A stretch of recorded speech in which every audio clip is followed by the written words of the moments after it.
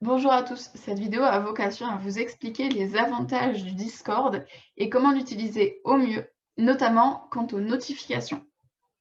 Pourquoi Haddock a choisi Discord? Certes, c'est encore une autre application, mais comme les artisans, notre travail doit inclure l'utilisation de multiples outils et pas seulement de connaissances juridiques. Imaginez si un charpentier n'avait qu'une seule scie.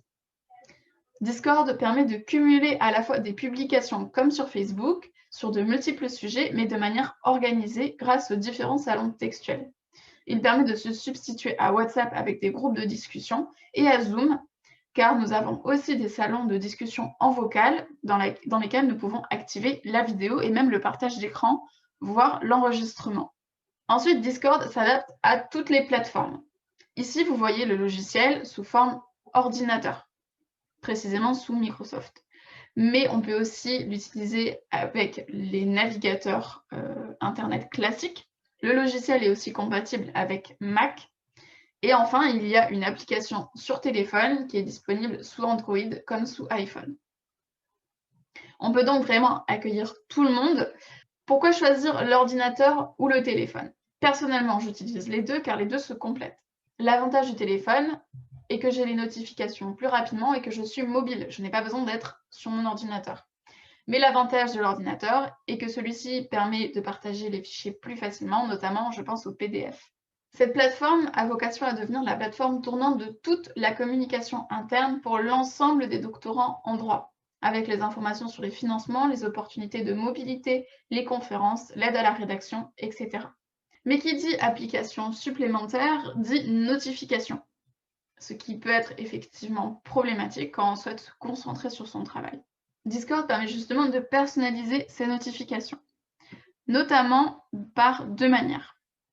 D'une part, si certaines catégories ne vous intéressent pas, par exemple, vous savez que vous ne jouez pas aux jeux vidéo, dans ce cas-là, il vous est possible de couper complètement les notifications de ce salon textuel.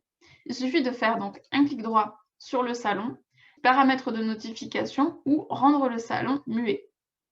Les paramètres de notification vont donc vous permettre de personnaliser quelle notification vous voulez recevoir de ce salon textuel.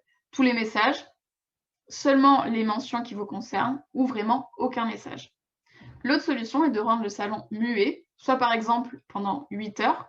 Par exemple, si, mettons, vous voulez travailler dans la journée et ne pas être dérangé, soit si c'est vraiment un salon qui ne vous intéresse pas, vous pouvez le mettre en muet de manière définitive, jusqu'à ce que vous le changiez.